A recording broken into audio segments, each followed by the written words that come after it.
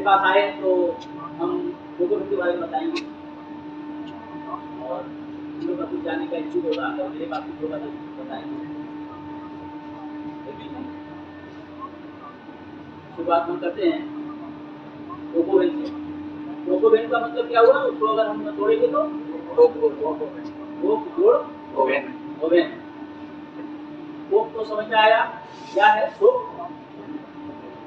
क्या है? गुण से कैपेसिटी रहता है जिसको हम लोग कोक के रूप में हम करते जानते हैं। तो क्या रहता है कोक के गुण करने के बाद इसको हम कहाँ यूज करते हैं? तो कौन सा गुण उसमें ज्यादा रहता है जिसको हम लोग कोक के रूप में जानते हैं? कार्बोनाइजिक मात्रा ज्यादा रहता है ना, ठोस कार्बोनाइजिक कि इतना हार्ड स्टीम देने में नहीं होता है। जो रॉ मटेरियल मेरा वहाँ प्लास्टिक का चार्ज होता है ना उसको निकालता है। जैसे हम लोग घर में चूल्हा में कितने एल्यूमिनियम के लिए डालते हैं ना, जल के नीचे आ जाता है, लेकिन वो रोक निकालता है। तो ये हो गया भूख। और ओवन मतलब क्या हुआ? भट्टी। गाँव में हम लोग क्या बोलते हैं ओवन को? चूल्हा बोलते हैं। वो पर ओवन हो गया, यानी ऐसा चूल्हा मेरे पास है जिस चूल्हा में गुड़ को डालते हैं और कोक में पकाते हैं। ऐसा ही चूल्हा मेरे पास है। ये चूल्हा मेरा कहाँ है? बैटरी। बैटरी हम क्यों बोलते हैं? ओवन का समूह को बैटरी बोलते हैं। बैटरी का नामकरण किस आधार पर रखा गया? हमारे पास जो बाहर में बैटरी होता है जिससे एनर्जी मेरा सेव करते हैं, तो उसका बनावटी कैसा है? उसी तरह अलग अलग चेंबर है, 1.5 वोल्ट का चेंबर होता है। तो उसी तरह का मेरे पास ओवन है और ओवन का जो एक समूह को बैटरी है। तो बैटरी में मेरे पास कितने ओवन है? हमें बोले 69 ओवन का समूह का हमने बैटरी। समझ में आ गया? बैटरी और ओवन समझ में आ गया? अब उसको जो बनाने का जो पद्धति है, प्रोसेस है, तो प्रोसेस के बारे में बात करेंगे। उससे पहले हम एक ब्लॉक डायग्राम बताएंगे, क्योंकि कोल जो है मेरा बाहर से आता है प्लांट के अंदर, ट्रेन द्वारा आता है बैगनर, क्योंकि हमारे पास कोल बैगनर टिकलर है। हम लोग गए होंगे उसमें तो टिकली में कोल किस तरह से काम होता है तो पता लगा होगा। तो वहीं से टिकली होते हुए कन्वेयर बेल्ट द्वारा मेरा जाता है स्टोरी आर्ट, जिसका नाम है साइलो। वो साइलो कहाँ पे है? चीजों ऑफिस के बगल में जो है, बीच बड़ा बड़ा बैटरी टाइप का, इसको जानकर भी वो बोलेगा क्या चीज है बताना है। लेकिन वो स्टोरी आर्ट हम कोल को वहाँ संरक्षण करते हैं। तो वहाँ मेरे पास जो कोल स्टोर होता है, तो कोल जो माने हमारा जो चार्ज होता है बैटरी में, वो साइज का नहीं रहता है, उसको पाउडर बनाना पड़ता है हमको। वहाँ से निकालते हुए हम लोग हैमर प्रेशर में भेजते हैं। हैमर प्रेशर में उसको छोटा रूप देते हैं, ऐसा साइज बनाते हैं जो ओवन में उसको पिघालने में आसान हो।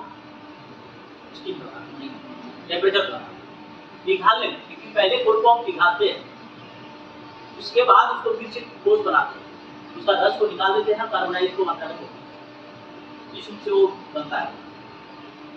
तो वहाँ से प्रेशर होने के बाद कहाँ जाता है? कोल टावर। कोल टावर क्या है? दो बैटरी का समूह में एक बड़ा बिल्डिंग है जिसमें कोल स्टोर होता है, वो भी स्टोरी रखने का जगह है। वहां से कोल को हम लोग रिसीव करते हैं मशीन द्वारा, जिस मशीन का नाम है चार्जिंग कार्ड। क्या जाएगा? चार्जिंग कार्ड से रिसीविंग होता है और उसी चार्जिंग कार्ड द्वारा ही ओवन में डाला जाता है, यानी उसको प्रोसेस को चार्जिंग कार्ड के रूप में जानते हैं और चार्जिंग करना है, इस तरह का उसका प्रोसेस है। तो चार्जिंग कार्ड द्वारा वो जो है कोल को ओवन में डाला गया, डालने के बाद उस ओवन चारों तरफ से बंद हो जाता है, क्योंकि वहाँ कोई ऑक्सीजन जाने का नहीं। ऑक्सीजन जाएगा तो मेरा कोल धुआं बनेगा, ज़्यादा बाहर निकलेगा, डस्ट बन जाएगा, कोक नहीं बन पाएगा।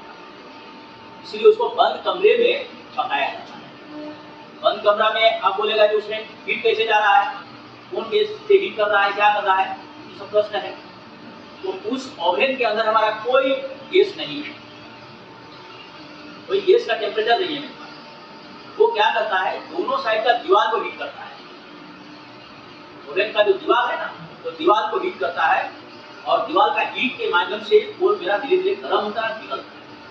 और पिघलने के साथ साथ जो उसका गैस है धुआं, उसको हम लोग खींच के निकाल लेते हैं और उस धुआं हम लोग बेकार जाने नहीं देते हैं।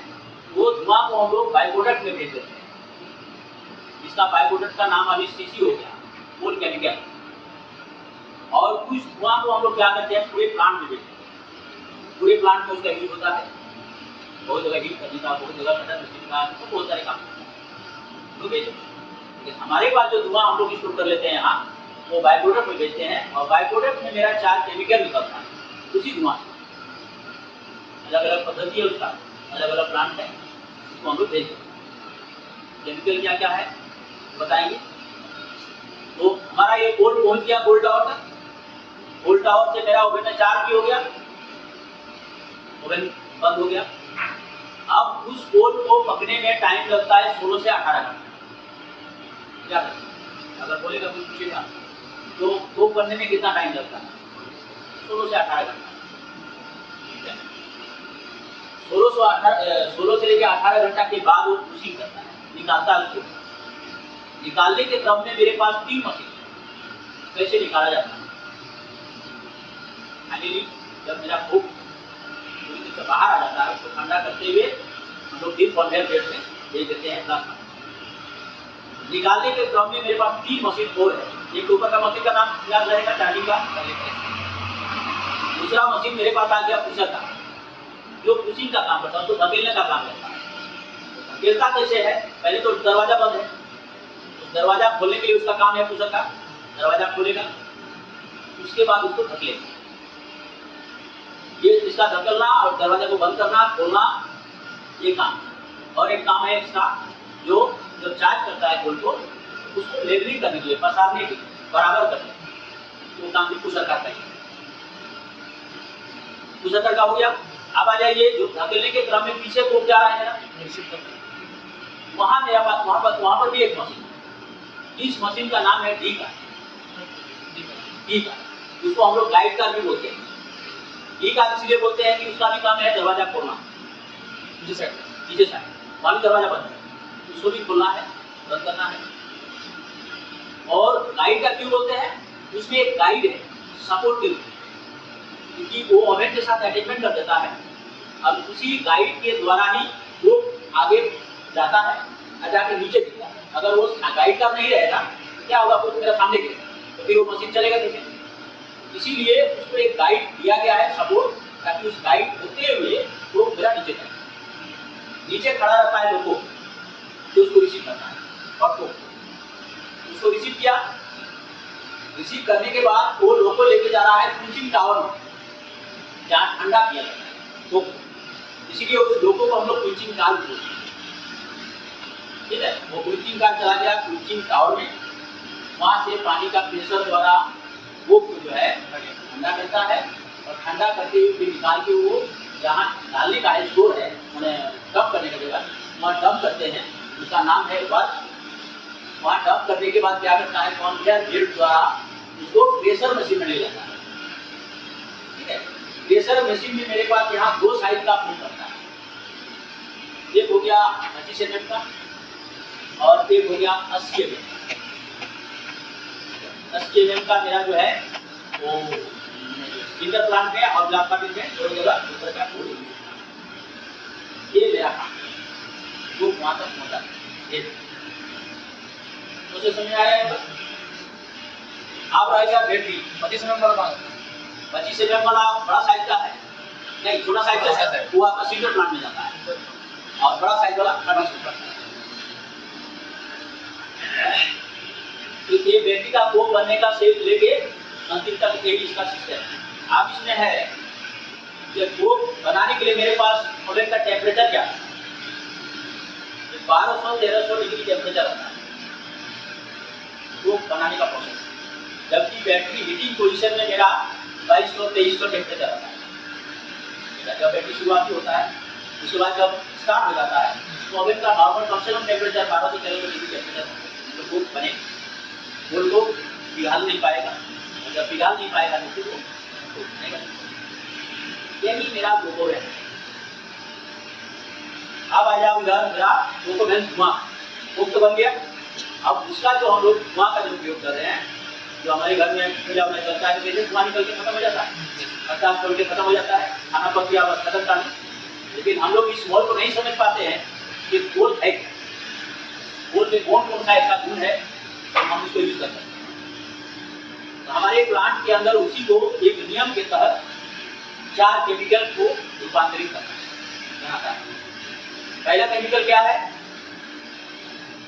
किसी को पता है? Benzoyl oil. बेंजोल ऑयल का नाम सुने? जिस ऑयल से जहाज चलता है, लेकिन हम यहाँ मोटा निकालते हैं तो कंपनी लेके चला जाता है, बेच देते हैं, हम मोटा निकालते हैं, तो कंपनी अपना प्यूरिफाई करके फिर अपना क्वालिटी बना के आगे सब। ये हमारा काम है मोटा तेल बनाना, बेंजोल ऑयल। हम उसी कोल का धुआं से ही बेंजोल ऑयल बनाते हैं आगे बढ़े।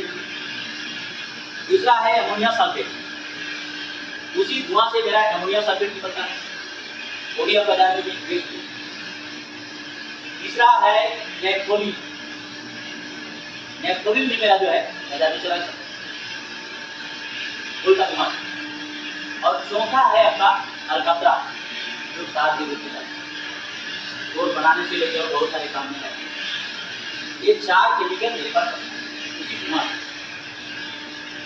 अब समझ लो कि धुआं कितना मूल्यवान चीज है और गोल कितना मूल्यवान है। समझ में? यही मेरा प्रोजेक्ट है।